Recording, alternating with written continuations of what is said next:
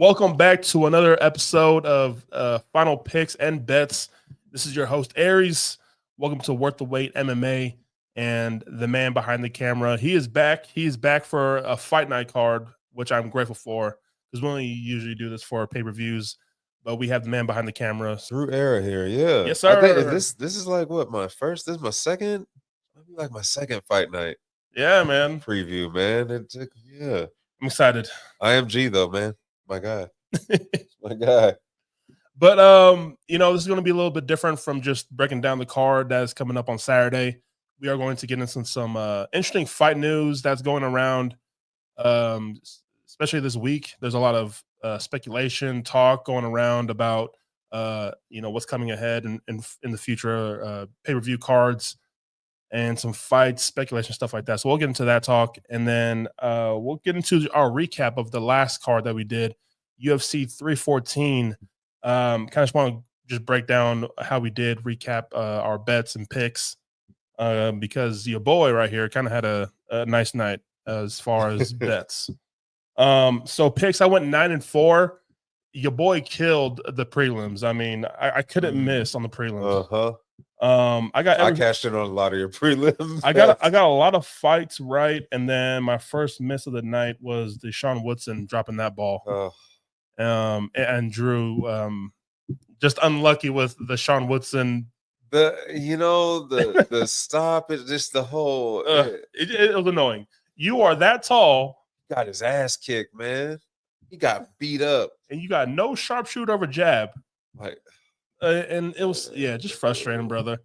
It was and I just attached him to the wrong things. That was all. I had too much belief in him. That's all that was. You heard the preview. We thought he was just going to sit there and dominate this man and sit on the outside. We thought he was going to use his reach, but I guess he thought it was going to be the big showcase. Yeah. Push him up into 45, and nope. Nah, bro. Dan Ige with the upset here. So that was my first miss of the night. And then the main card was a bit streaky for me. I missed on the who did Dom Reyes beat? That guy. Oh, sorry, I'm getting to you.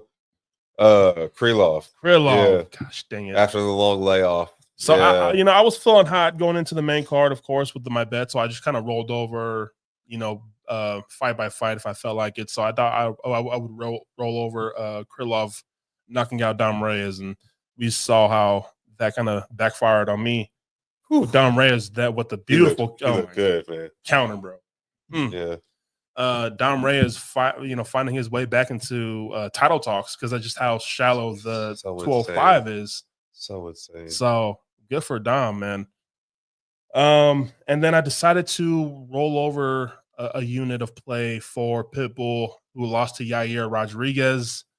That how that fight played out is how I was scared of. Pitbull kind of being timid.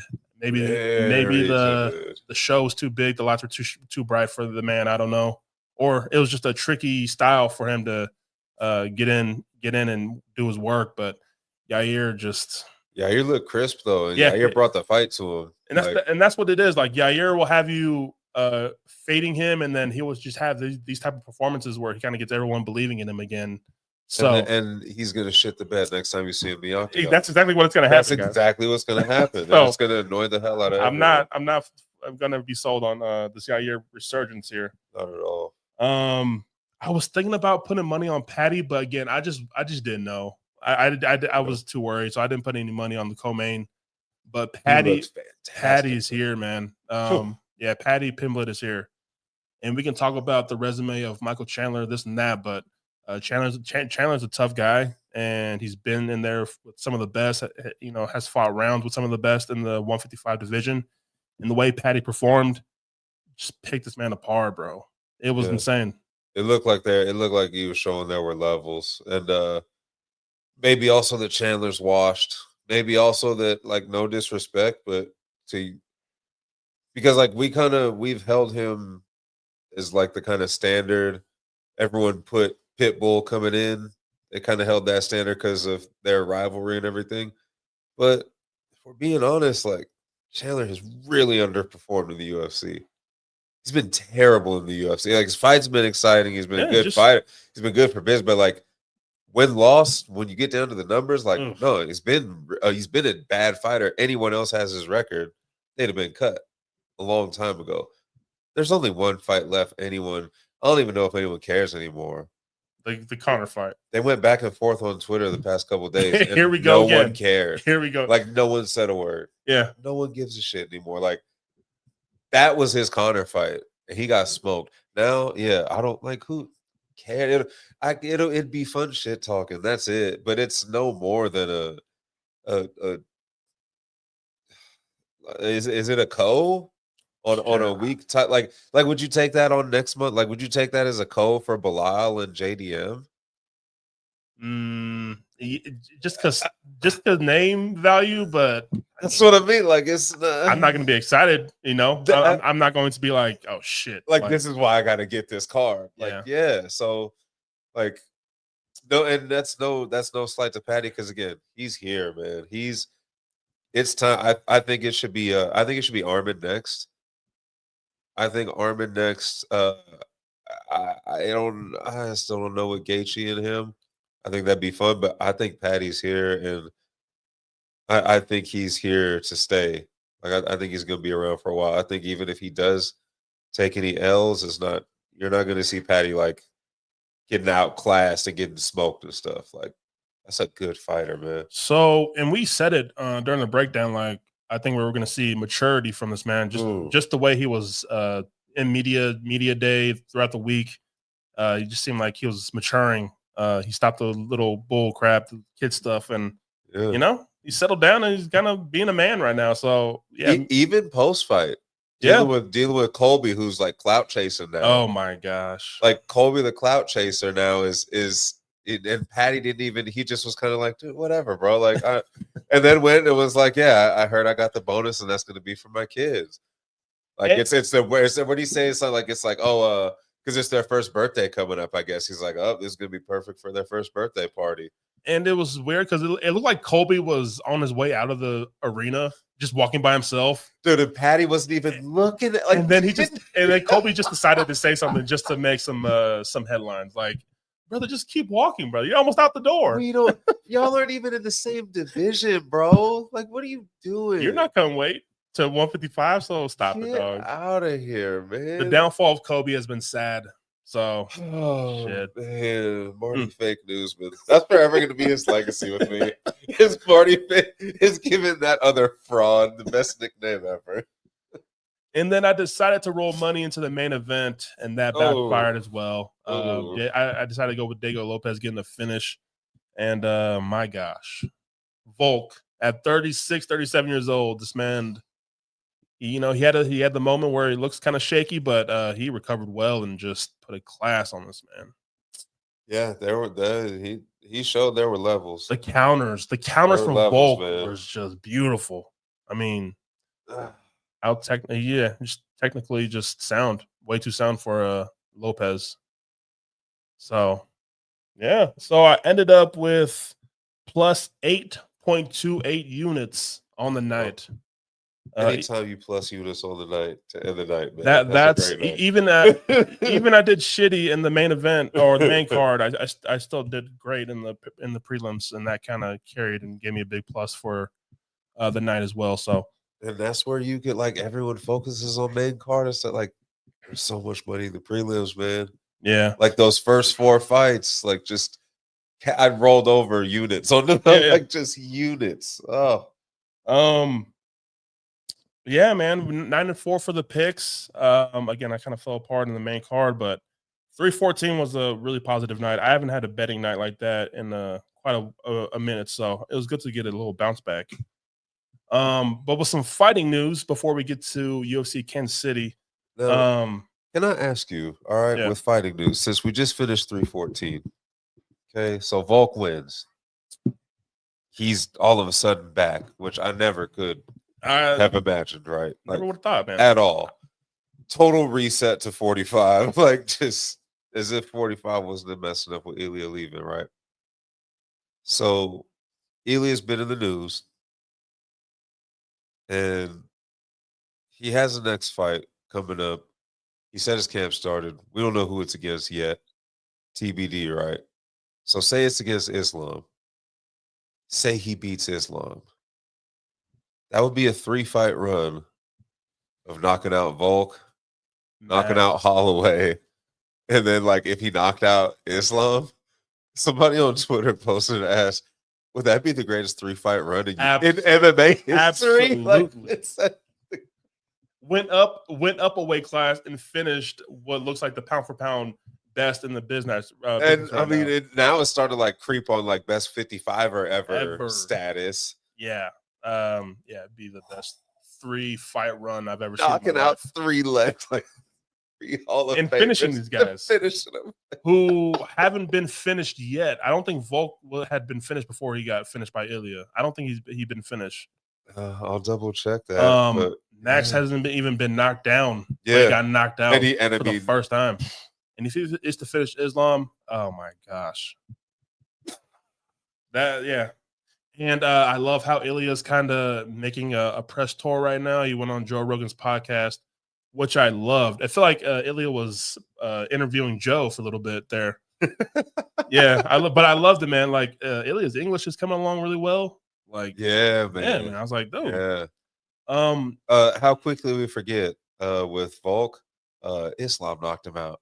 Right, the fight before it with that head kick. Yeah, my bad. I totally forgot that too. But before that, nothing, right? His it was just back in Australia, like back in 2013 on the regionals. But yeah, so what do you want? Okay, I'll ask you this first. What do you want the UFC to do with Ilya and Islam and Charles and the whole 55 mess that they have right now? Like, what do you personally, what would you do? Oh, I'm setting up Ilya versus Islam right away. I think this is like the perfect time to set up this fight. I think the UFC needs it. And then that's what I'm saying. I think we're just in dire need of. We had a great pay-per-view, yes, but what's heading our way right now, it's not looking promising. And I think a huge fight like this would just ignite UFC MMA fans to be so exciting for the summer. I think that I think it has to be this fight because they are sending Ilya on the press tour, or he's doing it himself, whatever the case may be. But he's out there, but he's out there, and he's giving you sound bites. Oh, this man's dropping bars, his bro. English is good enough, right?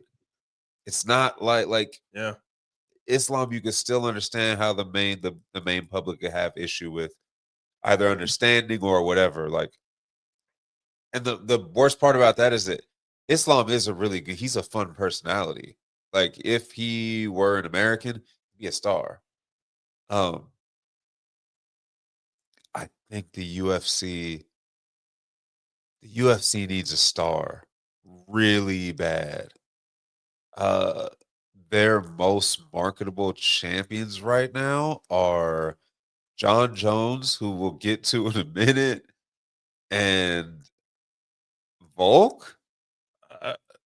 Just based off of longevity and people knowing his name and him being a personality, is he? I would say Marab is up there too, but you think so? As far as like personality, like I think I mean, like star. No. Like, I'm talking like back in the day, how we had again John back in the day, and we had GSP, and Silva didn't even speak English, but he was a star. Damn. I'm looking at these champions right now. That's what I mean. That even and I thought about the women's side too, because I'd love to include Valentina in that, but Valentina's not there. They don't even love her like that. The MMA community doesn't even love her like that. Absolutely not. You know what I mean? Like, and Wei Li, it's not for lack of effort on her part, but she's just not there yet. And the fact of the matter is that weight class in the women's division just doesn't move the needle like the other ones do. Nunez coming back, maybe that's a star coming back, kinda. I think that's That's recognizable to the mainstream. that's a huge thing right now with with her saying that she's Gonna she's come she's back. gonna come back, and her fighting Kayla is like it's. I think it's huge. You guys Or may Pena for that matter, because I'd love to see Pena talk wild shit to Amanda Nunes during that press Pena might tour, be like man. top 5 mic skills in the game right now. Like the way she All shit talks, time she's heading towards, man, like because she talks crazy to yeah, these women. yeah, absolutely. Crazy. Yeah, I think a Nunes return would do a Nunez will move the lot. needle. Yeah. Jones, whenever he wants to pop out and give one more fight and If he retire, does. if he If does. he does. But yeah, just like I don't know what it is about these new fighters. Just like I don't know. Maybe it's social media and with the way social media is. Like Or O'Malley.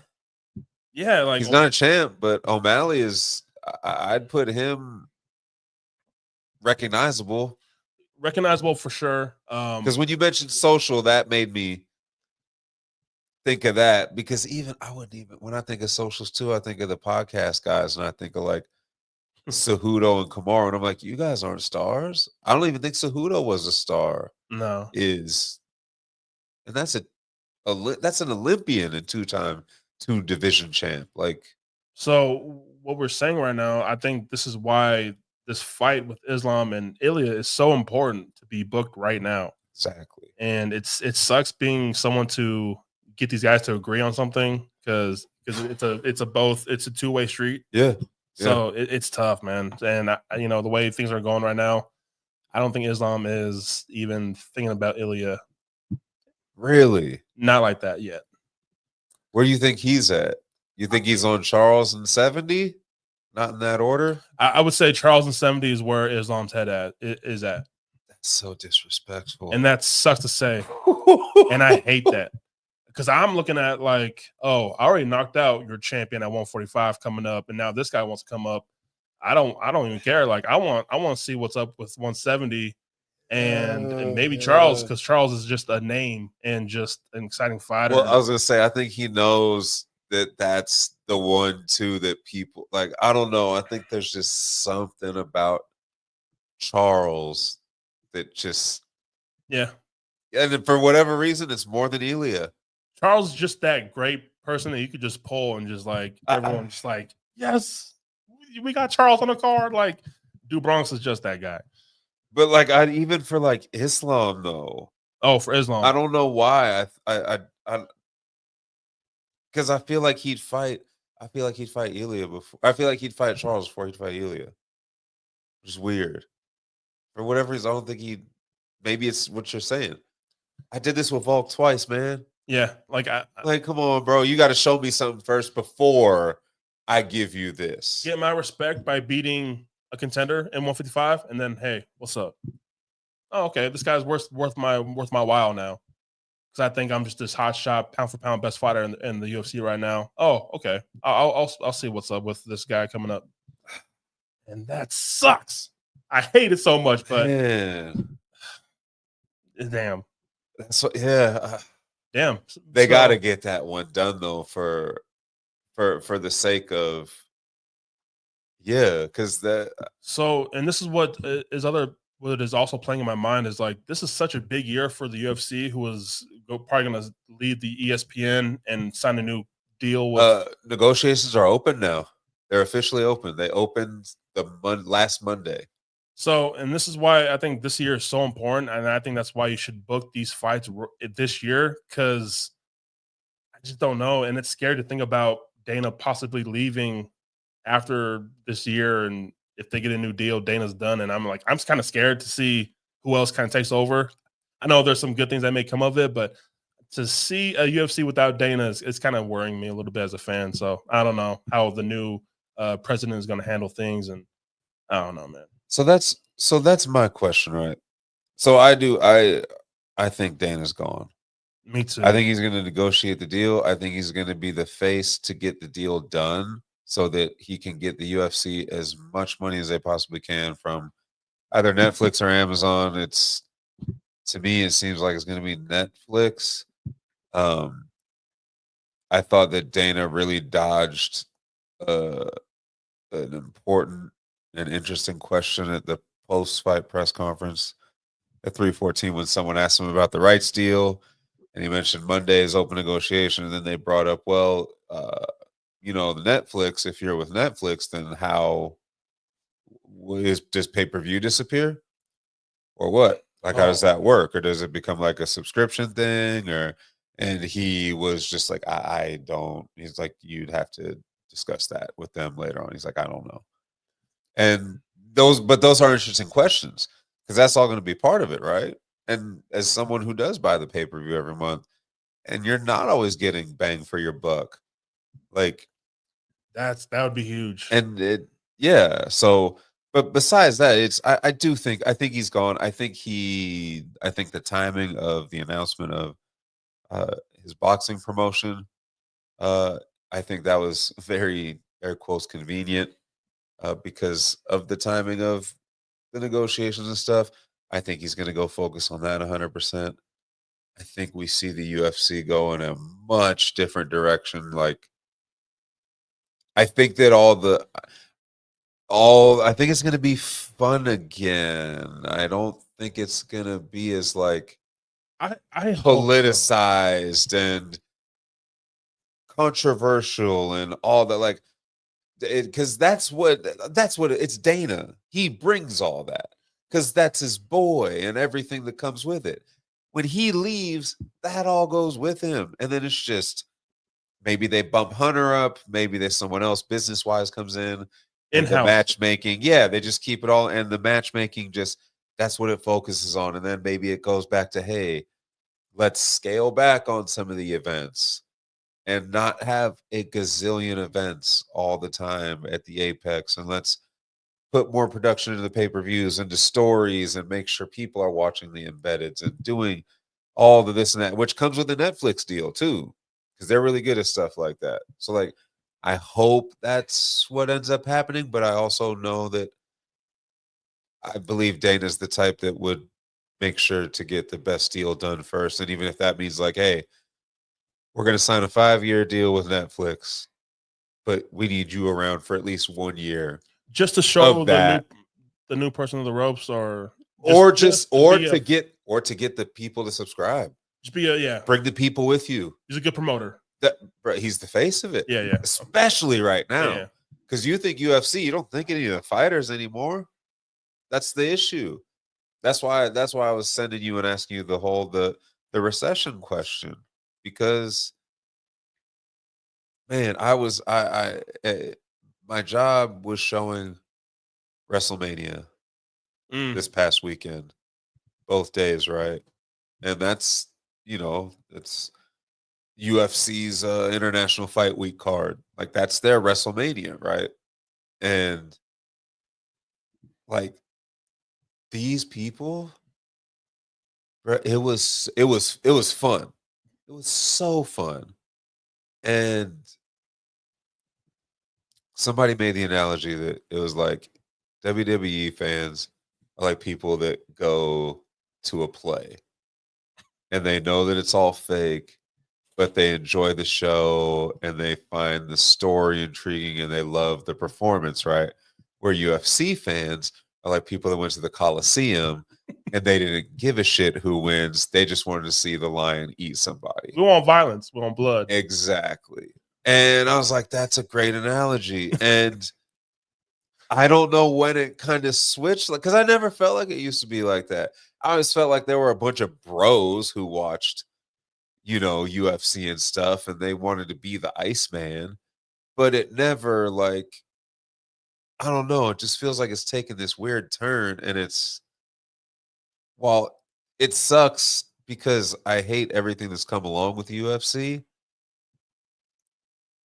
because the skill has gone up so much. Like so much, it's so much better than the stuff that like we watched and fell in love with back in the day. Yeah. The skill level and the talent and all that. But like everything else around it for me is just like plummeting. And even the like associations made with like just, like if people think if you're a UFC fan, like exactly, oh, you just like violence. Actually, I like pause. I like two dudes rolling around and We trying like that Chase Hooper fight and Jim Miller was beautiful to watch when they're rolling and they're trying to like that's great to me. I love that level. You know, the chess. Like that's great. Yeah, we enjoy the art. We Yes. actually enjoy the art of the fighting game. I mean, the violence is great too. Two guys who want to stand and bang. It's a part of it. Yeah, but we actually enjoy the submissions and the grappling and transitions on the ground, stuff like that. And the you know me, I'm an embedded watcher. I watch that stuff. I like watching these dudes behind the scenes. We like watching the press conference clips and seeing that, you know, Juliana Pena on the mic is a savage and stuff. We watch the post fights with coked out Chael Sonnen, which sometimes those are better than half the card. You know what I mean? Like, we really watch this. It's not just, I just want to show up and watch someone get their arm broken or get their face busted till it's bloody. So this is what I'm thinking is I think because the ESPN is just this hub of all these sports, and the UFC is just on the down low of all the what's going on ESPN. It's another sport on the list. ESPN is like, you're the stepchild UFC. You go like, here's the money, just go away, just do whatever you want. With it having a new deal, I think Netflix is going to see the product with the first year and see how it is, how the fans are, stuff like that. I think Netflix actually invest heavy if they have a successful 2026. And I think we do see a jump. And I think what will help is larger bonuses for performances of the nights. Maybe not going too crazy, but the little stuff like that, like wearing whatever shorts, the trunks, like having your brand. I mean, like, having the flag. Like that's the thing, right? Is they have to whatever money Netflix gives them. That's up to the UFC to do all that. Oh, okay. That's a UFC decision. Like all the things that with the Reebok deal, that's a UFC thing. ESPN don't have nothing to do with that. No, that's all UFC. That is dealings. weird. Then the Rock's shoes. You remember that whole deal when when Diaz was like, these things suck and like. So I hope whoever takes over Dana's spot really brings fun into this. I know it's a business, but I think you can mix business and fun together and kind of, I don't know. Well, and let's be honest too here. This is an interesting part of it, right? So if you're not going to unionize as fighters and you're not going to get the guaranteed money, then why can't they go back to the old school way of sponsorship? When we used to see you hang your banner in your corner and you had your trunks and the big whoever sponsored you, and Anderson Silva had his Nike and John Jones had his Nike, and it's like it's no different than any other sport, right? Where you're watching the Celtics and Jaylen Brown and Jason Tatum, of course they're going to get paid different than, no disrespect, like Peyton Pritchard even though he just won 6-man. You're not them though. So you could still be Cheeto Vera. He has the weed and all that stuff, and he does all that. He can have that in the corner. It's legal. He can have that in his corner. He can have that on his trunks, and he can still get paid, but he's not going to get paid as much as O'Malley's getting paid because he's got Prime and he's got this. He's good, because he's also a bigger and more marketable star. I don't see it being I don't think it should be like, no disrespect, but like, I don't think the UFC should be any different than any other sport. I don't think just because it's MMA, everyone should just get boom. Oh, we should all get the same. I do think there should be a floor for salaries. I think you should get X amount of dollars. But if you're not going to do it like that, then like, yeah, bro, just let everyone go out and get their own bread. Go find your own worth. I don't know. There are fighters who are fighting for, the union and stuff like that, and it's still not being a successful thing. But not even close. Not even close. And maybe a new president comes in and changes that and sees the value of that, and perhaps. But for now, like, yeah, I feel awful for them too, because there ain't nothing staring at you on the other end of your UFC career unless you took real good care of your money. And that's what I'm saying. I think that's a good idea to get more. If you're getting so much volume in fighters coming to your company, why not pay them out how they want and let them build their payouts? You realize like you don't get contract details except for like how many fights.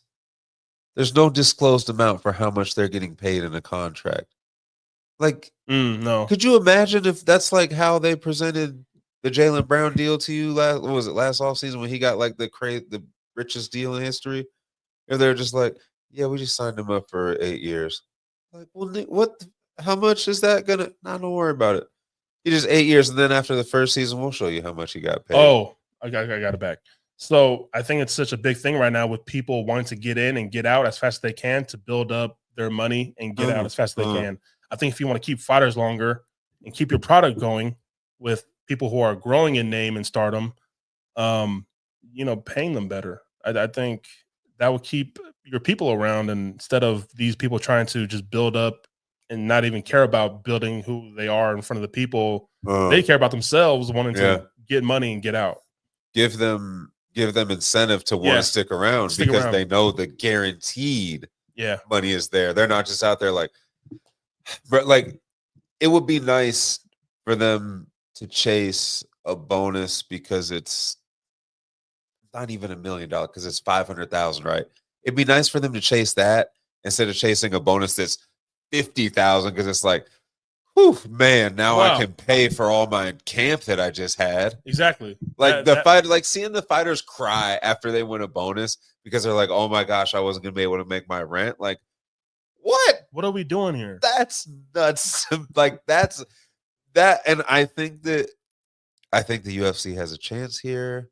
And with Ilya talking about retiring in like 2-3 more years, maybe you think about your incentives being larger just to keep this person around because he is a star in the making. Like, how little of an investment does it take to keep Ilya around for X amount of more fights that is going to generate how much more on that investment? That small, however many $1 million investment it takes is going to make you that in the first pay-per-view that he headlines after that. But I think upping that incentive, especially fight bonuses, maybe you get more exciting fights. Maybe you want these wrestlers to start striking more and they have more of a chance to be like, damn, I need that. Like, let's go. Like, I need that 100,000 or whatever.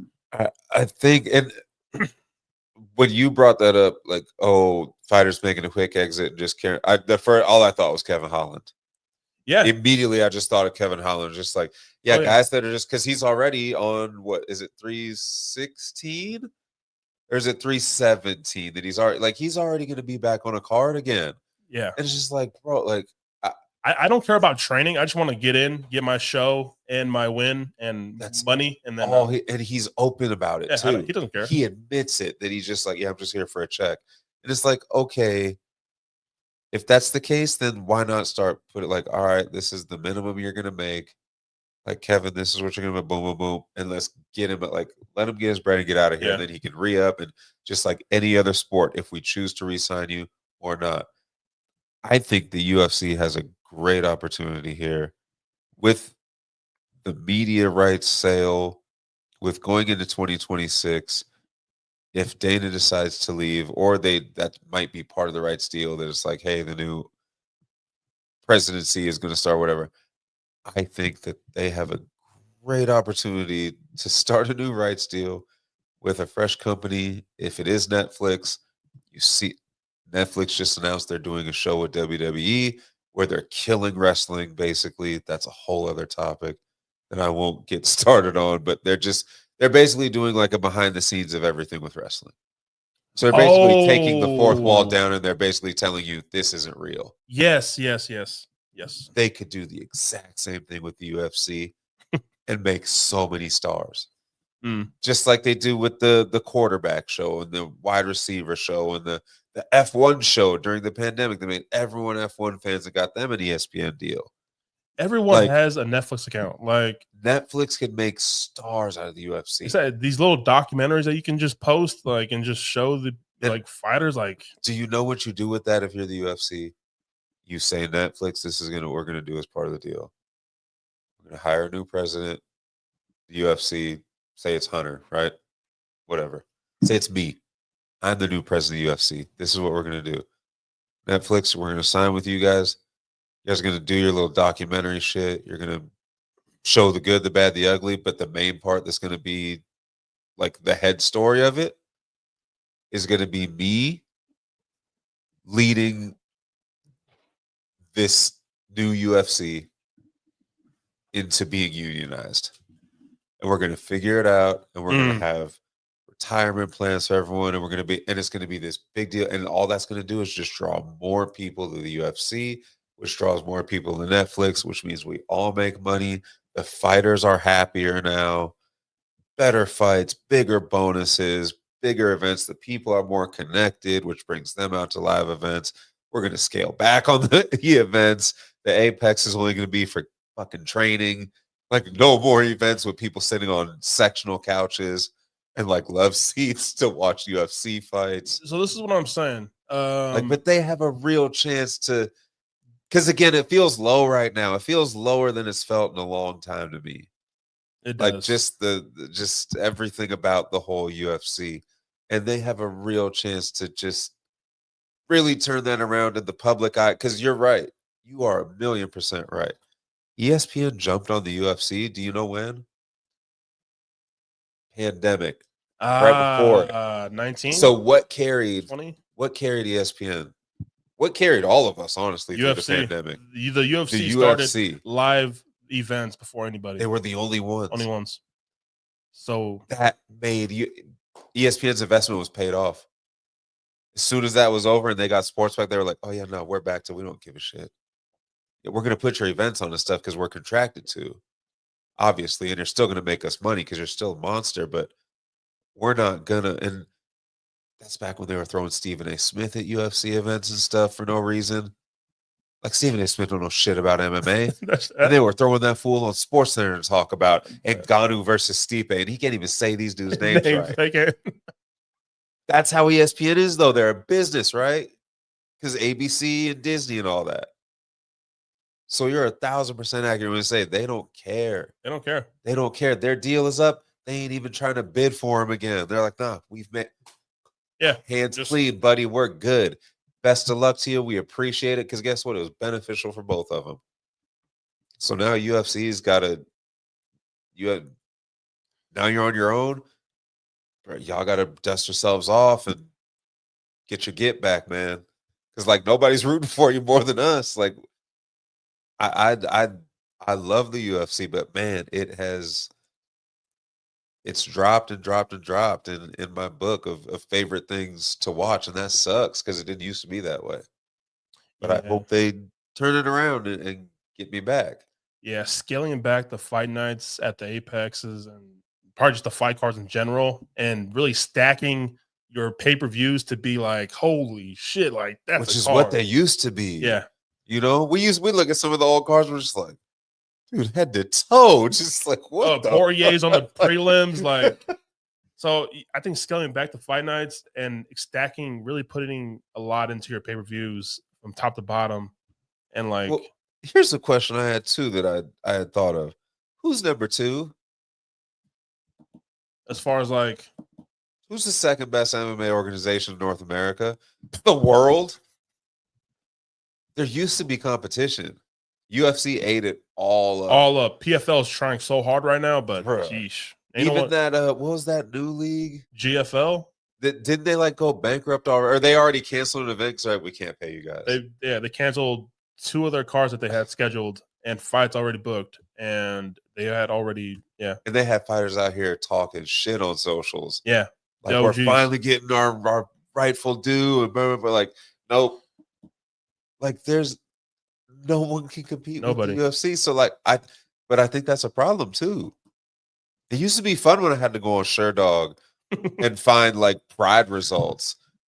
And be like, oh, what's going to happen in WEC? And we watch WEC on TNN and, like, all these crazy networks. Like, now there's UFC got Bellator.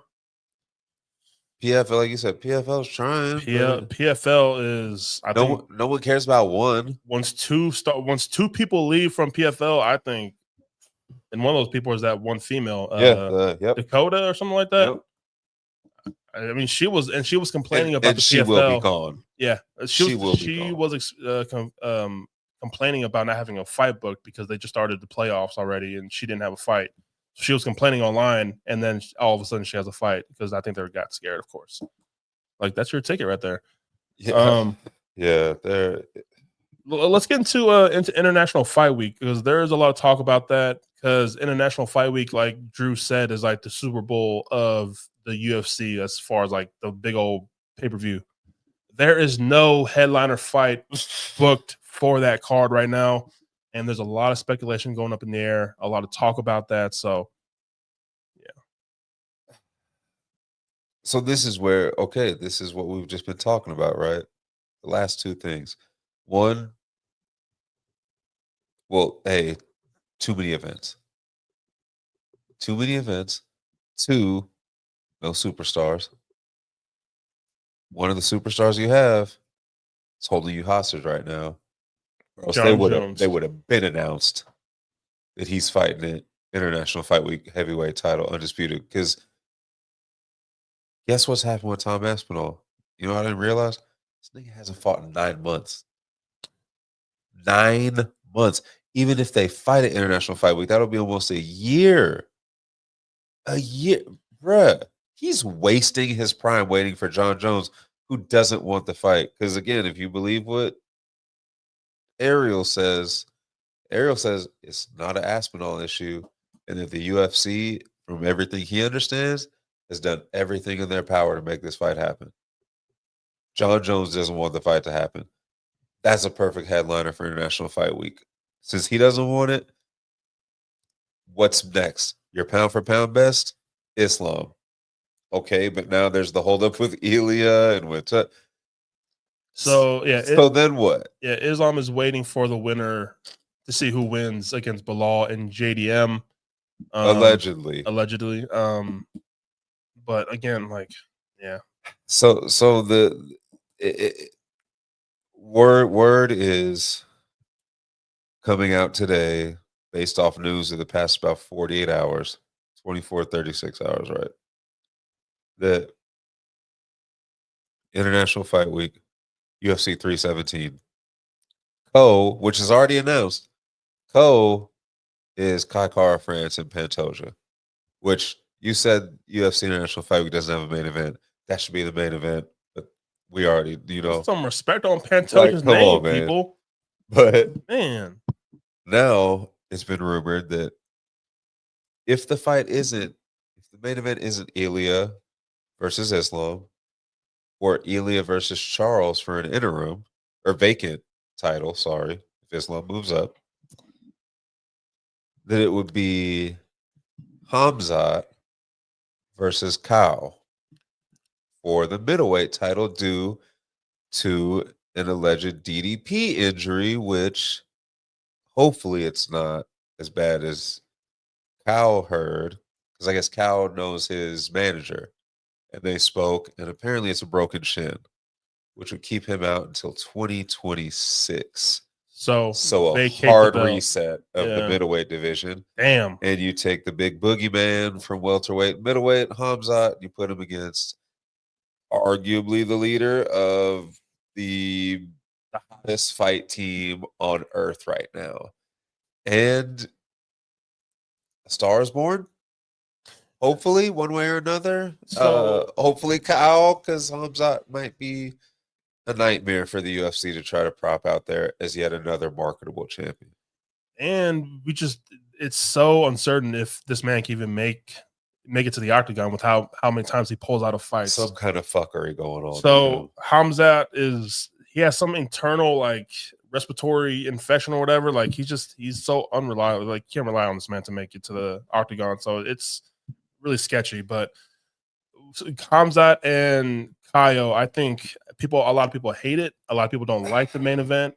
I get it for a national fight week with a big card like that, but devil's advocate right here, I think this is how stars are built in the UFC in your company. You give the spotlight to an up and comer like Kaio, who again is part of the hottest gym in the UFC right now, fighting nerds, and you give him an opportunity to build build his name and his brand. And like, yeah, I mean, this is how stars are born, people. I like, it sucks, but we just don't know what's going to happen. This could be an amazing fight, amazing performance, a legendary fight, but Oh, I mean, look, when they booked Silva and Sonnen, we were all just like, dude, what the fuck ever? And it's still to this day, it's the most incredible jaw-dropping fight I've ever seen in my life, with the most incredible finish I've ever seen in my life.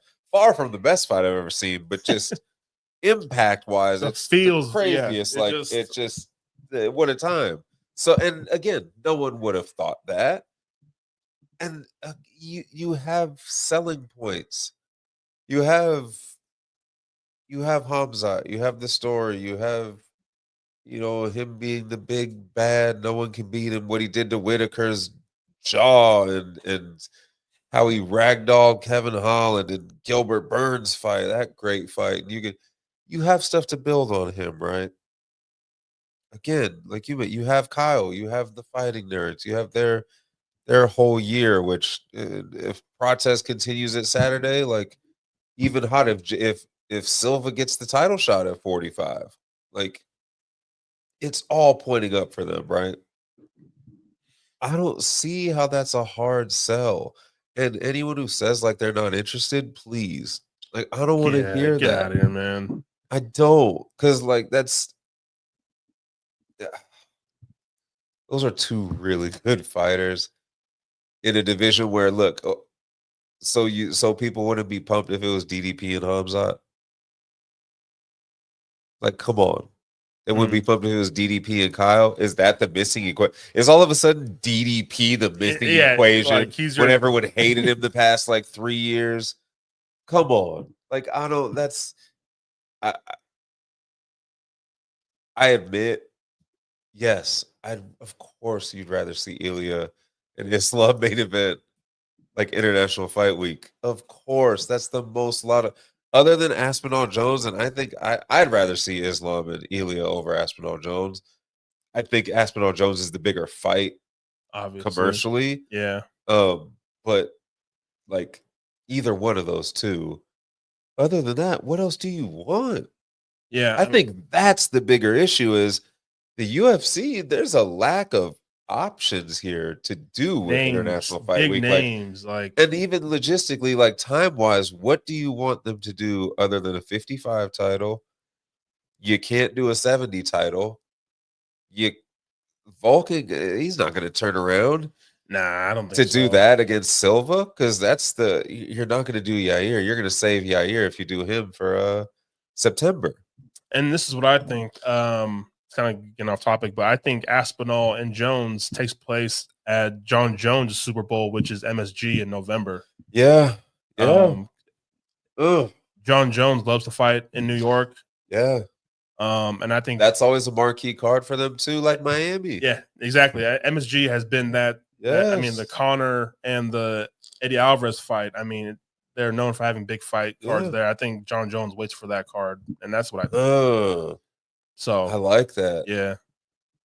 But again, a fighter just holding the company hostage, and them not being able to leverage that and be like, John, we will give you whatever bag you want because you are going to do.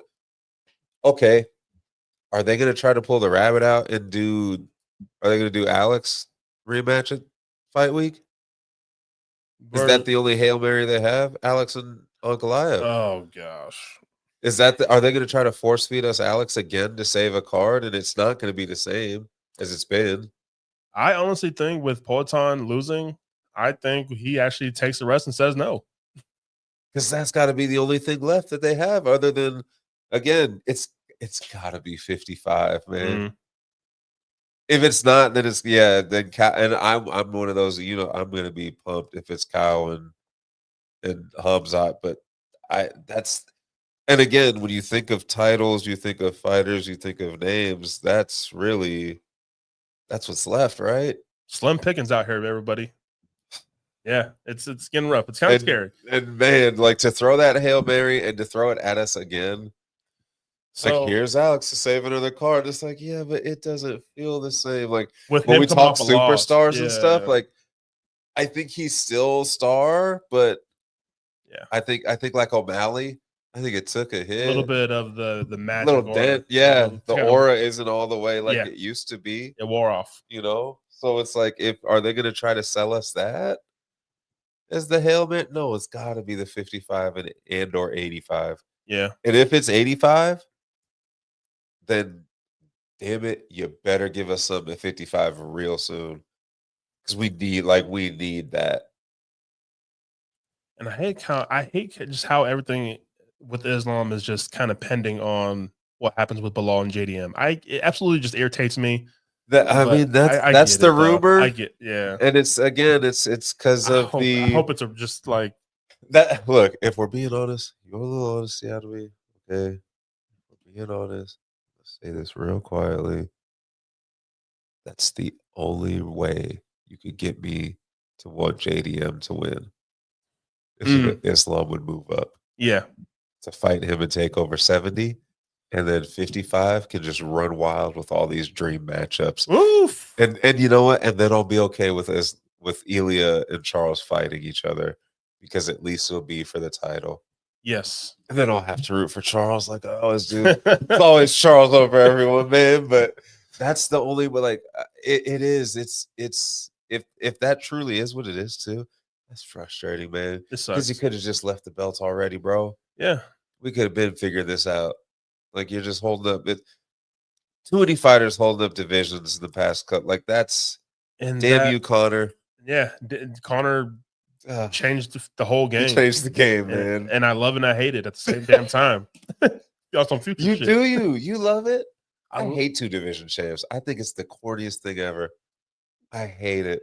I love it just for the bigger, like, we get the champ versus champ in the division. I like it for that aspect, just seeing the names. Super but fights, yeah. Again, holding up divisions and just. I think if you go up, like if Volk went up and beat Islam, I think Volk should have to give up the 45 belt, and that's it. And now you're just a 55er, my guy. You don't go back to 45. I don't like, because that's what it is. It's holding up the division. It's like, well, no, I'm gonna go. No, I don't think you should be allowed to defend 2 belts. You should have to vacate one of the belts and just keep it moving. Yeah. But again, it's not what we're talking about here. We got, what's funny too is something that I heard one of the main eventers for this weekend's card say today about Islam is that if he did move up to 70, just go right ahead and fight for the belt. IMG was like, it's Islam, of course. He gets to jump in line. Yeah, if he wants to come up and fight for the belt, like, yeah. Really? Have some respect. Have some respect for yourself. But then in the next sentence wants to talk about how he feels like he beat Shavkat. All right, buddy. You know what? I'm gonna flip my pick. Yeah, do you want to talk like that? Like, what? Dude said, yeah, it's Islam. Of course he can come up and jump the line. Bro, if you don't put that's madness. If you don't get some hair on your chest and stand up for yourself. But Islam's over here low key, like, yeah, no, Ilya got to show me something at 45. Yeah. Like, that's how he's acting. But then he can jump the line at 70. No wonder he's acting like a diva right now, man. These niggas are scared of this dude, bro, except for Ilya. Yeah. Like, what the hell? And that's what I love too. Like, Ilya's just not scared of nothing. He's like, scared of shit, bro. He ain't scared of y'all, bro. Y'all are light work to coldest man, bro. He talks like everything is a light pack to him.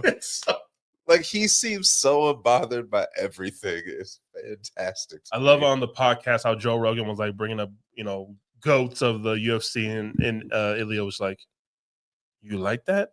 It's okay, but like," I'm like, "Oh my gosh." Just a disrespect to goats. Like, he don't like, yeah, man. We need that fight. They wouldn't announce it at a fight night. Nah. They do that at pay-per-views or like on a Friday or something where there's not a lot going on, but we need that soon, man. Dana hits us with the going live. That random, yeah. One of my favorite notifications, man. Like, Dana's going live, and look, we got International Fight Week coming up. All day. Go over with the markers. It's written down in markers. We got in the fight room, in the fighting room, just like Yeah. International Fight Week, Las Vegas. We got Islam Makhachev versus Ilya and then Twitter's gonna explode, and the buildup is gonna be incredible. We got any more fight news, bro? No, that's been it. Again, it's been an interesting 24 to 36. We got some straightening out to do, but again, this weekend's got some fun fights, man. It does. And the main event is we're talking about 70. This one's got this is a huge main event. It's 70. So UFC KC, we in Kansas City, we in the Midwest. Man. Let me just add this to the screen. First time I wish I was back in Kansas City. Yeah, it's a really fun fight card this Saturday. We have Ian Machado Garry versus Carlos Prates in the main event. It's going to be a banger. But we're going to start from the bottom and work our way to the top. We're going to give our final picks and bets, my favorite plays for each fight during this breakdown. So let's just start with the first fight of the night, work our way up to the top. The first fight is Chelsea Chandler versus Jocelyn Edwards. First of all, I think this fight might get canceled because none of these girls can make weight. Like Chandler has missed weight twice, maybe 2 times in a row. Same with Jocelyn Edwards. She has a bad history of making weight. But Chandler just can't make that 135. So I don't know if this fight's gonna stay on or not. Her last fight, she was 5 pounds overweight. Yeah, it's just insane, bro. Like 5 pounds. Chandler was.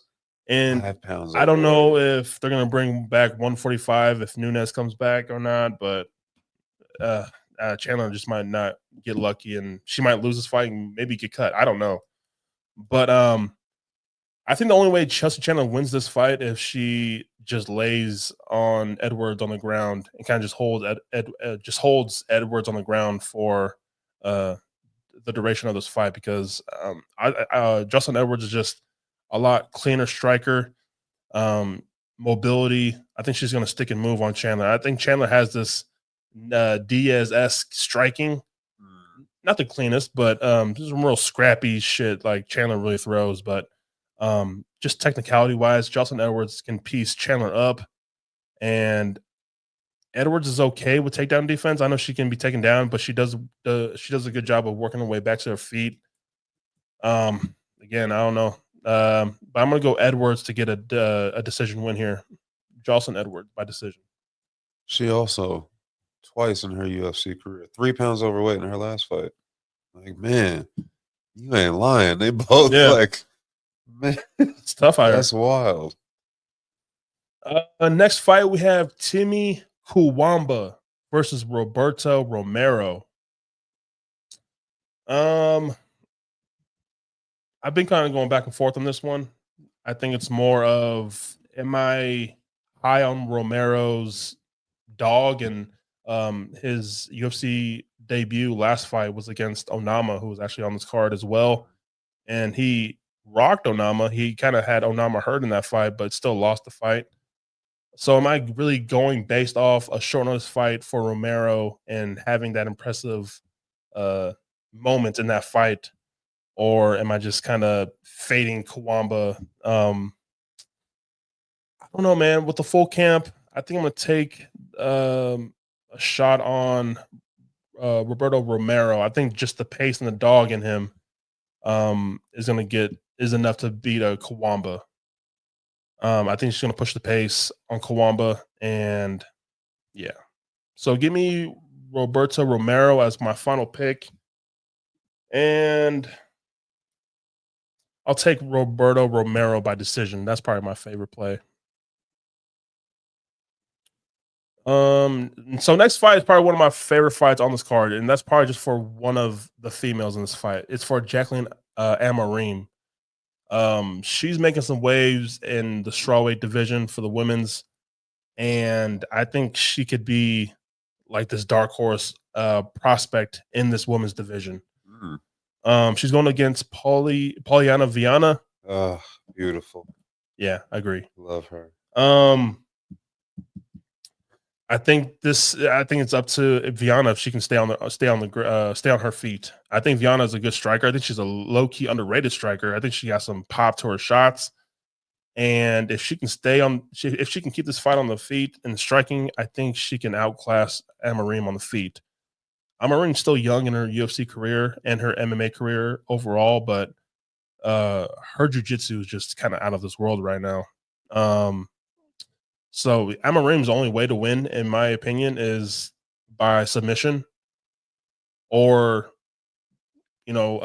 grappling and kind of just winning in exchanges on the ground and going to decision. But I don't think so because Viana does leave some holes open on the ground, and I think she is a bit vulnerable on the ground as well, and she kind of does make some mental mistakes on the ground when it comes to this grappling game. And we've seen Viana submitted a few times, so I think Emma Rain by submission is just too good to pass up. So that's my final pick and final bet is Jacqueline Amarim by submission. But the first round for Viana in this fight is going to be very, very interesting. But yeah. Next fight is another good. It's probably one of the more exciting fights on this card. We have Malcolm Wellmaker making his UFC debut. Has a lot of hype on his name. There's a lot of hype behind him. He's going against Cameron Simon. So Simon is from South Africa. He trains with the DDP, the middleweight champ. It's crazy that Simon is still 24 years old and he looks like he's like 18, 19 years old. Like he's still got that young, like the young kid frame as a body. Like I don't think he's really grown into like that man body yet. Kind of have like we seen with like Chase Hooper. So Simon's still young, and I think I am a fan of like his offensive striking, but he gets hit a lot, and I think it really showcased in his last fight against Peyton Talbot. Yeah, Talbot went to just ruin this man. And Simon's kind of just running through cans. The wins that he has pulled off in the UFC are just against very, very scraping the bottom of the barrel talents. Malcolm Wellmaker is 30 years old, making his UFC debut. Just watching the tape on this kid, like the stand-up looks good. I think people have question marks about his grappling and defensive takedown defense. I'm gonna believe someone I heard talking about this fight, and the gym that he trains at and stuff like that, and people saying that he is pretty dialed in on the ground and the grappling stuff. So I'm gonna believe that because it just sounded convincing. Mm-hmm. So I'm gonna go Malcolm Wellmaker. I'm gonna have him by decision though. I think we see 15 minutes of Malcolm Wellmaker kind of just put on a performance. I think Cameron Simon is pretty tough. He's durable to kind of stick around in this fight, and I think there can be some interesting exchanges on the feet in the striking department from these two. I think I'm just putting more respect on Cameron Simon than a lot of people are in this fight. I know he's coming off his loss against Talbot. I know it doesn't sit well with a lot of people, but he's still 24 years old, and I still have to believe that this kid is still growing in his skill and training with a champion like DDP. Like it's got to mean something. So I'm gonna just believe that he's still getting things together in his young career. He's still growing. But I think Malcolm Wellmaker and just his stand up is just good enough to just kind of snipe and just be more effective than Cameron Simon in this fight. But I think it's going to be a 15-minute fight for Wellmaker. So give me Malcolm Wellmaker, final pick, final play, final favorite pick and bet. Give me Wellmaker by decision. Next fight, we have Damon Blackshear versus Alatong Haley. I'm gonna make this one quick. So Haley, I'm just never impressed with Haley. I know he has some impressive wins here and there, but as an MMA fighter, I just haven't been a fan of Haley, and I think he kind of shows within his record too. He's kind of inconsistent with putting things together in his performances. I think Damon Blackshear on the ground in this fight. I know Haley has some submission wins, but I think Blackshear is just well above in that department. So give me Damon Blackshear to to win, but I'm gonna go decision here. This was an interesting fight to me. Like I didn't understand. Like I don't understand what sense this fight makes. I don't know. Is it to get Blackshear like on a 3-fight winning streak and to build him back, or Yeah, not even build him back, but like build him period? Because I just I don't understand the fight. yeah, I'm gonna go Damon Blackshear by decision here. And so next fight, this has been canceled and rebooked about 3 times, I believe. Chris Gutierrez versus John Castaneda. Again, to make this quick, I think Gutierrez is being heavily disrespected this week by what I've been hearing about people talking about this fight. I get that Castaneda is a well-rounded, a great fighter. He brings pressure, a bit of a brawler, but can also get things done with the wrestling and get the takedowns. But I think Gutierrez, if he's on, and I know that can be like a big if to a lot of people, but I think fundamentally, I think he is just a better fighter, plain and simple, than John Castaneda here. I think he has some effective calf kicks, and kicks in general that can just keep his opponents at distance and kind of let him just kind of snipe him with kicks, damage the lead leg of John Castaneda. But I think I don't know. I just think Chris has a good pulse on just pacing himself in these fights. I think he's just gonna, yeah. I just think he's too well rounded for Gutierrez, and I think he has good takedown defense to keep this fight up on the ground or up on the feet, to where I think he just kind of points his way to a decision win. Yeah, Chris Gutierrez doesn't have a lot of finishing power, but he does. He has enough technicalities to get himself a decision win here. This could be like a clear 29-28 type of situation here. So give me Chris Gutierrez by decision, and he's at -150 that I see right now. If you guys just want to put that in a parlay with, so I might run a parlay with Roberto Romero and Chris Gutierrez, because they are some lower level money lines. So that could be a pretty nice parlay there for a 2-leg parlay. But if you want to just keep it just a one single bet, I think Chris Gutierrez by decision is your way to go, or just money line it. I don't know why I don't have them on. Caesars doesn't have them listed. They have every other fight listed. Yeah, they're just trying to find where should I place this fight that's been canceled and rebooked, and no. So the next fight, I was like, okay, this is a pretty cool fight because I'm a fan of Evan Elder. But when I looked at the tape for both of these fighters, I think this fight's going to be one of the best fights of the night. We have Evan Elder versus Gage Young. Talk about a name. We Gage. Those are both good names. Gage Young. That's a pretty hard name. I don't know, man. I like what I've seen. The tape of Gage Young.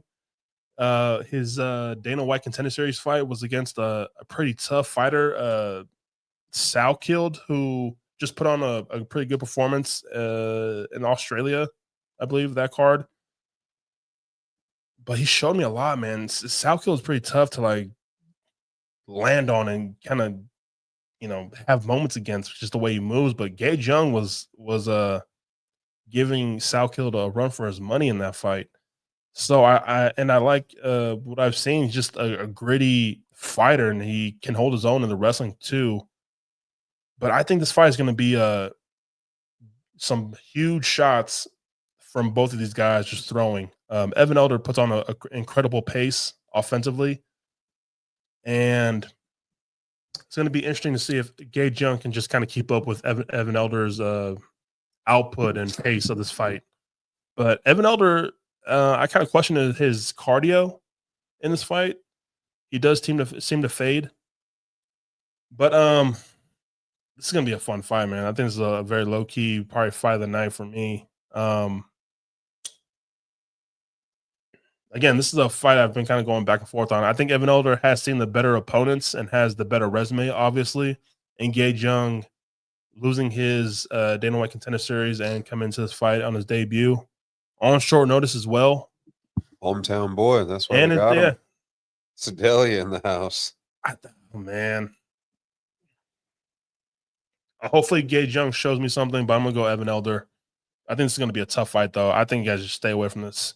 Maybe the way to go is fight doesn't go the distance, because I think there's going to be some big shots thrown in this. Evan Elder is known to get hit a lot.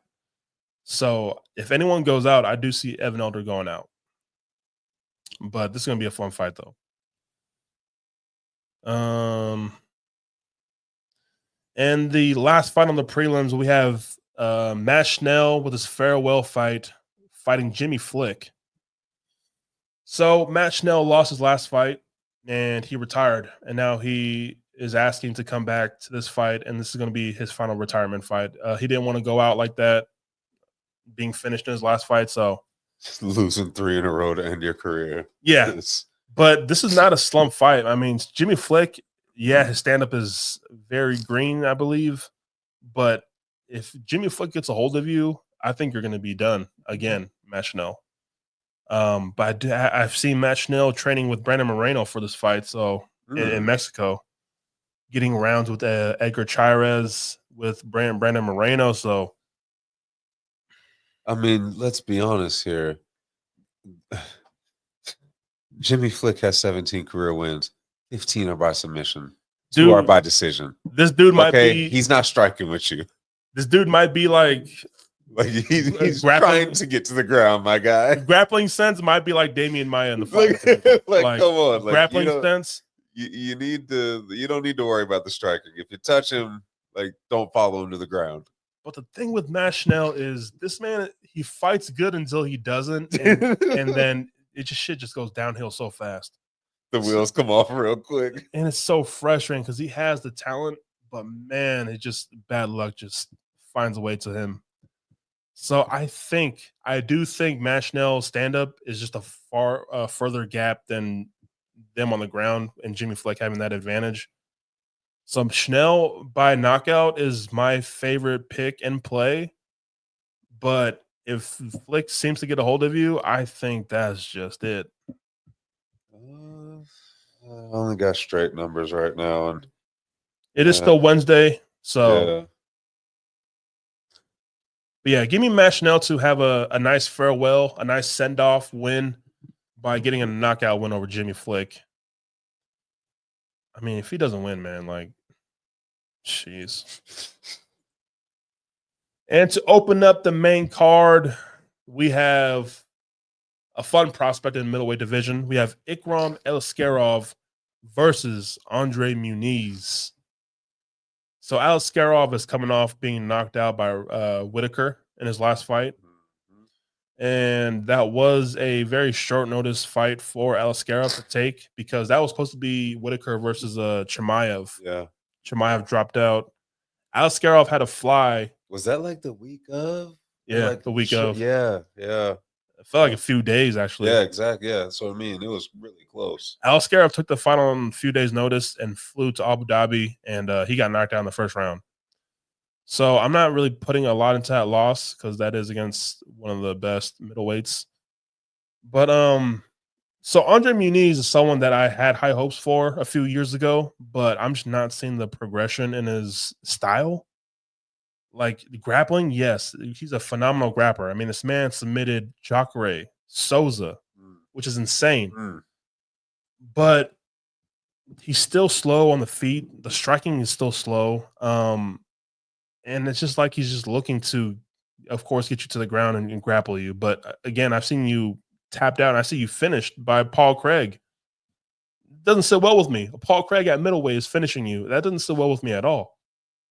So I think Aliskerov, I think he's just a all-around better fighter. He has the power in his hands, and this man is known to give Chimaev a hard fight. That was his first loss. His first pro loss was against Chimaev. And he made it interesting. And I think he is just like that on the ground. I kind of want to look at when the props do drop. I want to look at the Alscarov by submission. And that might be a sneaky play that I just sprinkle something, a big Earl it. But that might be a look for me, just the Alscarov by submission. But I think a safe play is Ikram Alscarov by knockout. 100 Muniz just at 35 years old. I'm not seeing it anymore, man. Kyle called out Aliskerov, said he turned him down. Said the UFC offered Aliskerov Kyle, and he said no. Oh. He said Whitaker turned it down too. Oh. I find that hard to believe, but Aliskerov, I can see that. Especially after the Whitaker fight, like taking up, but like, yeah, Whitaker, I don't believe that. But Aliskerov, yeah, I believe he might have been like, yeah, no, I'm good. Yeah. Fight Muniz. Give me there, like, what about Muniz? Yeah, that's good. Yeah, now we're seeing eye to eye. Let me work my way up here. Now you're talking my language. Next fight, we have Rude Boy Randy Brown. Rude Boy. Versus Nicholas Dalby. So this should be just straightforward, but Nicholas Dalby just kind of pushes a pace that is hard to ignore and hard to fight against. He has a really, really weird breathing technique that he fights with. But Dalby is he's a gritty guy. He's going to come forward. He's going to put a pace on you, and it's almost like you got to keep up with his pace. But I think the way Nicholas Dalby fights is just kind of plays into Randy Brown's strengths. Randy Brown's going to have the length and the reach advantage in this. I think Randy Brown has the footwork to avoid Nicholas Dalby coming forward, maybe with his head down, trying to avoid what's coming to his head with Randy Brown throwing punches, and maybe just Randy Brown just kind of moving around, moving laterally. They're going to be in the bigger octagon in the UFC Kansas City. So Randy Brown has the room to work with his footwork. I think Randy Brown just is 15 minutes just sniping Nicholas Dalby as he's coming forward. But Rude Boy is known to being some inconsistent at times. Like, he is a hard person to just when you think Rude Boy is known to, like, okay, this is a good matchup for Rude Boy, he lets me down. So, but I'm just gonna play like what I've seen, and I think this is just a good stylistic matchup for Randy Brown to get a win here. I'm gonna go Randy Brown by decision. Plus 100. Decision? Yep. Oh, nice. The next fight, we have a very, very interesting fight, guys. We have Michel Pereira versus Abus Magomedov. So I've been kind of going back and forth with this one, and it's kind of been the harder fight to pick for me. It's crazy how the reach advantage for Abus Magomedov on this fight, but can Pereira not die out? That's like the question. How will Pereira look like 10 minutes into this, or like 8-9 minutes into the fight, if it does go that long? Again, Pereira is a good 1-round fighter, but it does get murky if it goes further. I think Abus is tough. And I think with who Magomedov fought in his last fight with Bruno Ferreira, who kind of fights like for Pereira a little bit, just a smaller version of him. We've seen Abus kind of carry his finishing abilities late into fights. So if this fight does prolong, I can see Abus Magomedov getting a late finish here, but I just have to believe, and I don't know why I keep going back to this well, but is Michel Pereira going to learn from his, I don't know, his ways of, I don't know, the cardio? I know he's a huge middleweight.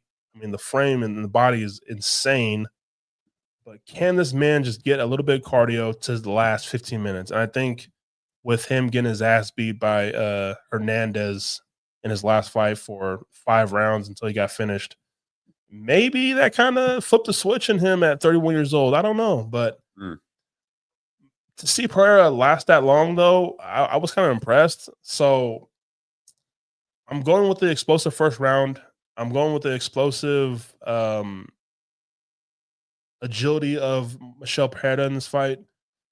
I'm not going to be surprised if Boost Magomedov catches Pereira, but Pereira at middleweight so far, other than his last fight, has looked more impressive to me. 8-fight winning streak for his last fight. Yeah, and he's just found a home at middleweight, and he ran into somebody who has an incredible pace, is going to shoot over and over again, and I think Abus is just not that. Abus is going to take his time. And I think that kind of gives Pereira time to recoup, settle back down into the fight, and explode into some punches and stuff like that. Abus Magomedov is not going to shoot for takedowns over and over again. And if he does that, then I'll just look like a clown right now. But yeah, give me Pereira, man. Give me Michelle Pereira to kind of redeem himself from his last fight. And I think he gets a knockout win. Ooh. Yeah, I think he gets a finish. The first person or the last person to finish Abus Magomedov was Sean Strickland. I think that's Sean Strickland's last finish, maybe. That's you got plus 200 on that. Plus 200 on the knockout win. Yeah, give me a boost, or give me Michelle Pereira to win by knockout. Or if you want to go Pereira money line, because he is a good money line prop that's good too. Next fight, I think this is going to be an interesting fight too. Again, there's a lot of good fights on this card, but Giga Chikadze is back. He's fighting David Onama. This is a controversial fight online. Yeah, this is they are split on this one. So I've kind of gone back and forth on this fight as well. I was heavy on David Onama until about this morning. And then I was listening to a podcast of Mike Finch talking about how he's training with Giga. And I'm not trying to let that biasness get and let me, play with my head. But, starting to think about it now, like, I don't know, what if maybe, because David Onama, he is not, I don't think he is that person to, I don't think he's this person or this fighter to that many people think he is. I don't think he's that just yet. I know he has the skill, he has the big power, but I don't know if he can get around Giga's kicking. And I know Giga has some cardio issues as well. Giga has switched gyms for this training camp, so we could see an improved Giga at 36. I don't know. But 145 and you're 36 years old, I don't know, man. But I see Giga, who is really good at just playing the distant striking and stuff like that, and he's really good at just keeping the distance between him and his opponent. Good kicks, but does David Onama have the striking to where I believe this man can get through and put Giga away? I don't know, man. I don't think so. I'm gonna go with the underdog. I'm gonna go Giga Chikadze to kind of point fight his way to a decision win. Just end up trying to make it a kickboxing match for 15 minutes. I think he's gonna stay away from the power of David. I think Giga is a bit more durable than David Onama. And that's crazy to say because Giga is 36 years old. But he put up a good fight against Arnold Allen, man. Like Arnold Allen is a tough fight for Giga, and I think he put up a decent fight against a tough guy like Arnold Allen. Give me Giga, man, to just kind of point fight his way to a decision win. Yeah. Underdog. That's my underdog number one. That's my first underdog of the night.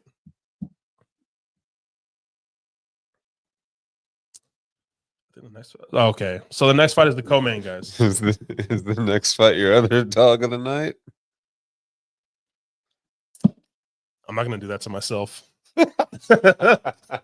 You know how many times I've said to myself, this is it, guys. This is Anthony Smith. Get back. I believe in Anthony Smith, Lionheart. I've done that too many times to myself. I am not going to let that happen to myself on this one. Zhang is going to knock this man out. Whoa. I'm just joking. He's not. No. So Min Yang is known for his power and knockout power in the UFC, and yeah, I get that, but he's also background is wrestling, and I think he's good on the ground. I'm just not there, man. Like this, where Anthony Smith is at in his fighting career. This is his last fight, but I'm not sold on this phase of Anthony Smith. I can't do it. I can't even sprinkle anything on that. I'm done. Really? I'm done. I can. I'm totally like I I'm not. love listening to Anthony Smith talk to Ariel Helwani the other day. He said he just feels free. He was like, Oh, because he said he was talking about how he never won a championship, and how he thought that would define his career and stuff, basically, and how like he thought that all that he was fighting for was to win a championship, and that's all that mattered. And he kind of has come to the other side of like, no, I've still had a really good career, and I'm happy, and I'm a good fighter, and blah, blah, blah. It feels like he's just going to go out there and just fight loose, and like, I'm going to Earl Anthony Smith by knockout, just because the value is so humongous, and because I'm stubborn and I didn't learn from Bryce Mitchell last a couple weeks ago. But no, yeah, Anthony's. I don't know. I either way, I hope that he's done after this fight. He don't need to be fighting no more, man. that is official that this is his last fight. He has announced that he's officially done. All right, good. Like, just stick to the post-fight show with your boy coked out Chael. Like, I actually don't mind you there. This is what I don't get about Zhang. Like the leap from his opponents to whoever he fought, Ozzy Diaz, I think it was his last fight. Yeah, Aussie Diaz, Brandon Ribeiro, and George Tokos are his 3 UFC opponents. Ozzy Diaz is the most recent one, right? Yep.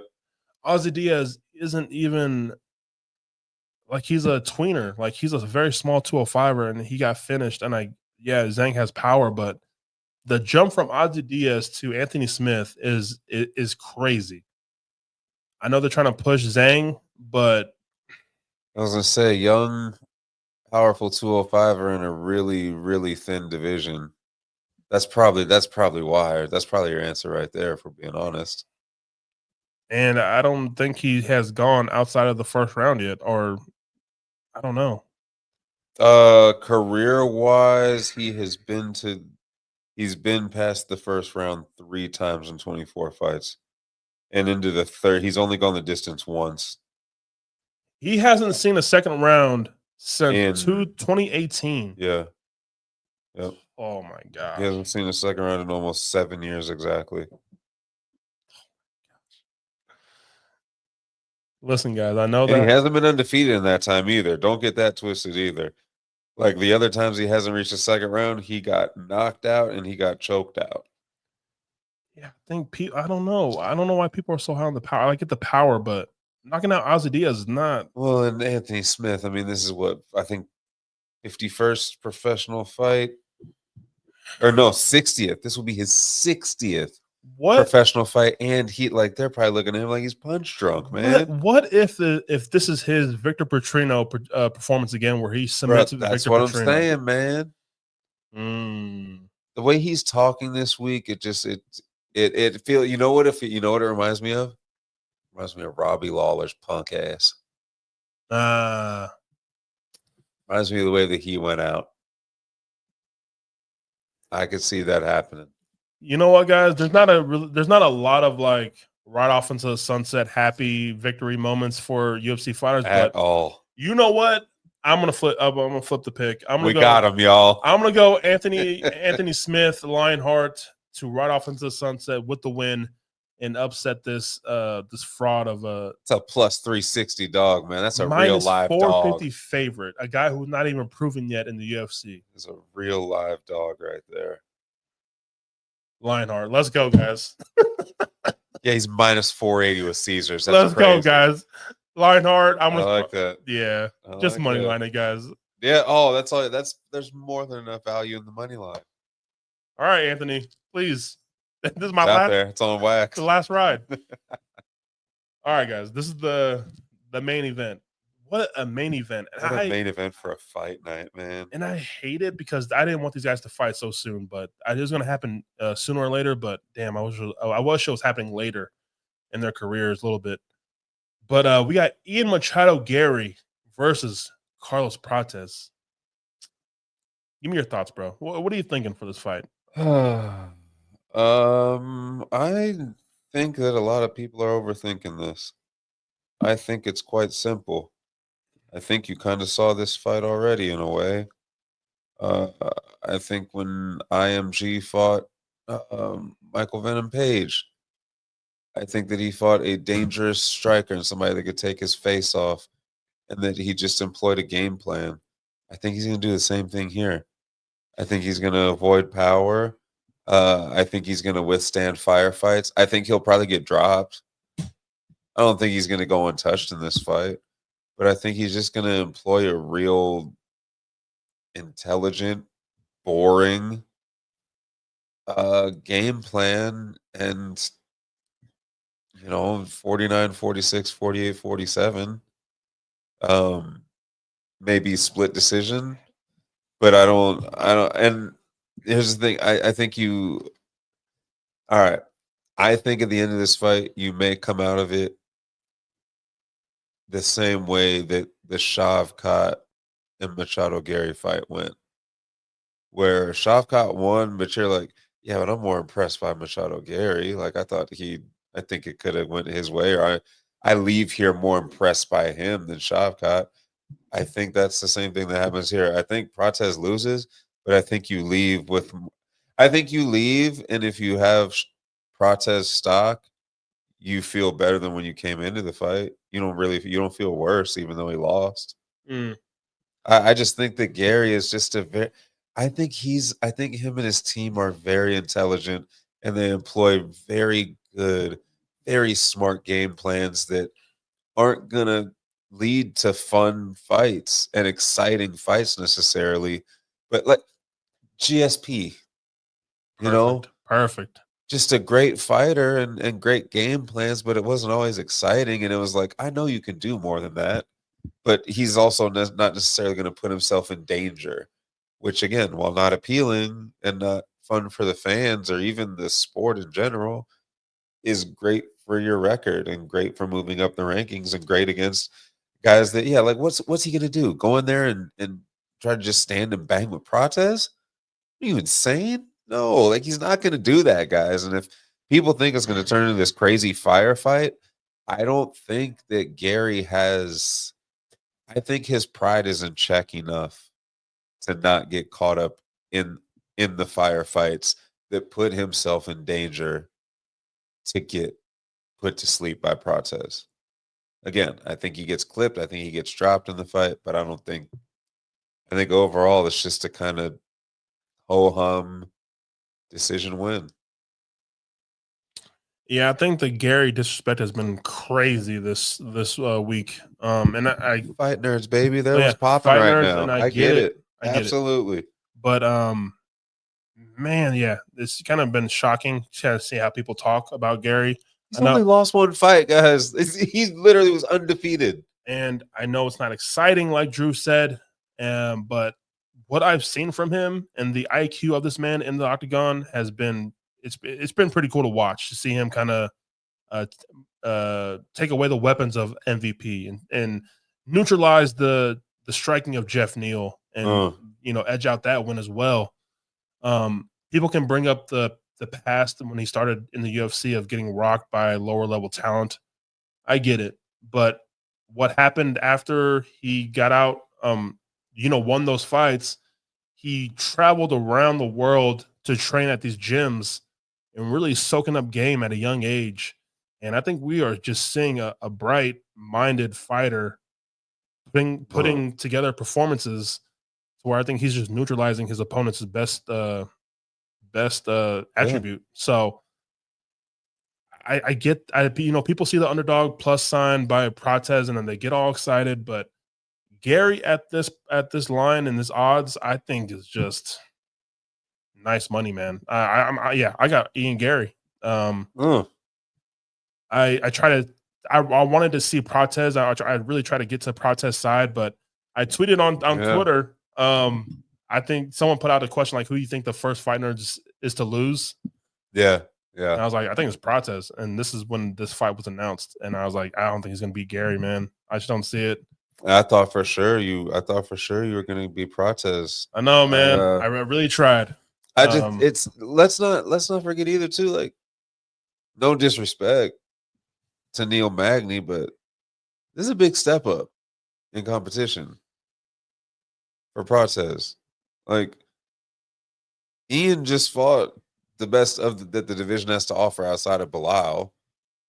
Like, and now, like, yeah, it's a big step up. It's there's a lot of yapping going on too, which is like weird. Like, I think Prates is taking a lot of this stuff like too personally. With Ian, just like, Ian's not a shit talker. Like, he pops off, but he's not like I think he does it all because he knows that's part of the job. Yes. Like, it's part of making the fight. It's just popping off a little bit. Yeah, I don't. I think I think it's a bummer that we're cheated of Buckley, because that was the original. Wasn't it supposed to be Buckley and IMG at one point? I don't know. Was I wrong about that? Well, and we were cheated the original main event in the first place, which was Roundtree and Hill on this card. Oh, Yeah, that was supposed to be this card. Yeah, yeah. That'd be oh god, I'd love to see Jamal Hill get put to sleep again. But no, I think that this is the one finally that the fight nerds drop, and I think it's great for them. I think it takes so much pressure off of all of them now that they can just be like, yeah, all right, let's get to it now. And again, for Prates, this is him jumping in,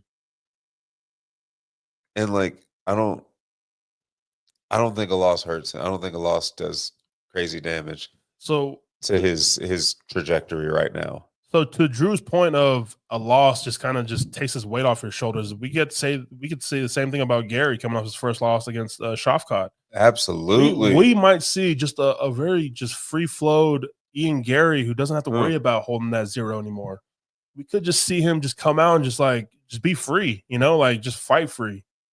But I think just the skill set of Ian Garry against someone who seems to have the scary power, which he does, but I have yet to see him be pushed in any other area. And I think Ian Garry pushes Carlos Prates to the ground and see what this ground game is like. Absolutely. We hear stories. I mean, we hear things talk about the gym, like Carlos Prates is this and that, but we finally get to see it. And I think Garry gets this fight to the ground. And I think we get to see what that the cigarette body what his cardio is like as well.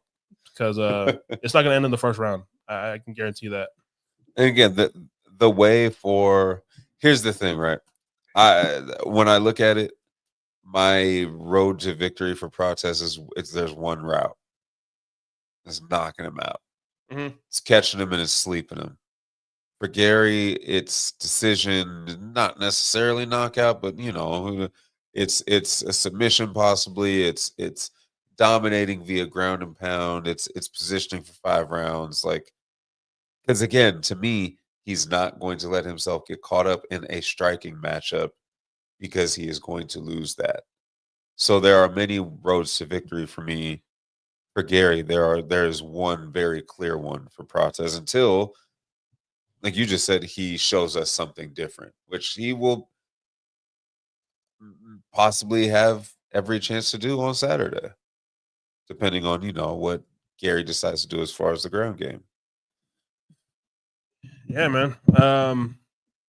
Maybe we could see like a possible late finish in this fight. If Carlos Prates' cardio is bad, how we all think it might be because he smokes so much, we could see him fade and we could see a finish. Who knows? I might just look at that line just to be, I don't know, Earl that thing, sprinkle something. The as far as the decision for maybe like a Garry. I got it here. Finish or something. I don't know, but maybe we see a fade from Carlos Prates and gets tired and just can't. I mean, a Garry KO, which ground and pound. Plus 350, a Garry submission plus 600. Ah. Garry decision even is plus 225. I mean, just a Garry decision plus 225 is because if you're already betting on him at minus 125 on the money line, might as well sprinkle to get plus 225. Yeah. It's kind of wild. I don't know, man. But I wouldn't be surprised to see like a late finish here if Carlos is fading in this fight because the cardio is not good. But yeah, man, that's the end of the card. So I'm just gonna give my picks and my favorite bets and what I see. So I'm gonna go Jocelyn Edwards by decision. I'm gonna go Roberto Romero by decision. I'm gonna go Jacqueline Amorim by submission. I'm gonna go Malcolm Wellmaker by decision. I'm gonna go Damon Blackshear by decision. I'm gonna go Chris Gutierrez by decision. I'm gonna go Matt Schnell to ride off into the sunset with the win and retire a happy man by a KO. TKO KO. I think he gets a finish. In the main card, I have Ikram Elskarov by a TKO finish. I have Rude Boy Randy Brown winning by decision. I have Michelle Pajeda winning by TKO. KO. Next fight, I have Giga Chikadze winning by decision. Dog number 1. And then in the co-main, with the pick flip, I have Lionheart Anthony Smith. Also riding off into the sunset. Retiring a happy man. Yes. And money line, that is my favorite pick and favorite bet, money line. And in the main event, I have Ian Garry by TKO. I think we see. Love to hear that. I think we see a cause protest fade, and I see some just a ground and pound finish. Just the ref. Calls it. I think we see Ian Garry finish. Cause protest. Man. I'm gonna be at work watching too, and there's gonna be such a pop for me if that happens, man. You know, I love this kid, man. Me too. I think he's the future of 70. I really do. Like, and yeah, I don't think this is the last time they fight. You think? I think down the road there's a title involved at some point in their careers. I think Gary's too good to not be a champ someday, man. And like, no disrespect, I think 70's too weak for him not to be champ of that division someday. Absolutely. As long as Islam keeps his punk ass at 55, I don't see any reason why get, because again, 70, you know, I love Bilal, but like if Bilal's your division's champ, man, there's someone can come up and snatch that, bro. And I'm saying, if we're seeing this type of fighter at 27 years old with Ian Garry, just imagine when his prime in like 29, 30 years. Oh, man. And like you said, my favorite thing about him is the fact that he trains everywhere. He loves the game. He loves the game. He wants to be the most diverse fighter. He wants to learn. When you train other places, you're not just learning like the styles and how to win. You're learning how to defend it. You're learning how to avoid losing to that style as well. Like, that's a key part in it. So like that's the part that I love about him most. He is a true student of the game, not limiting himself to one gym or one team. Like, he's got his team and everything, but he travels so well and picks up so much. Like, and that's like, no offense, it's worked great for Prates, but like the whole, I'm gonna party and smoke and eat steaks and drink, and I'm down to only 8 cigarettes a day because I'm training or whatever. Like, bro, like you're great and you're putting in the work and you're part of a great team and everything. But like, this man is, and his son, he's already training his son. He's already got his son throwing combos and stuff. Like, it's, yeah, it feels like he's different. And I think that Saturday is going to be a big showcase for him, hopefully. Yeah, I agree, man. But yeah, if you made it this far, there's timestamps in the comment section. So if you guys want to skip around, if you guys want to skip the fight news and the fight talk before this, why would you? I mean, if you're a real one, you would just listen to everything, but what is? But hopefully we have earned your sub with this breakdown and reaction of the card and the fight talk. The channel is almost at 17,000 subscribers. Mm-hmm. Let's keep pushing up that number. I appreciate all the support. And yeah, man, you guys have to follow the accounts as well. I post all my picks and my bets. Yeah. Sometimes I do just live bet before a fight, so you guys have to stick around for that on the accounts. So just follow the Twitter and the Instagram. Yeah, man. Any last words, Drew? Nah, man. Enjoy the fights this weekend, man. Let's go, man. Thank you guys again. We said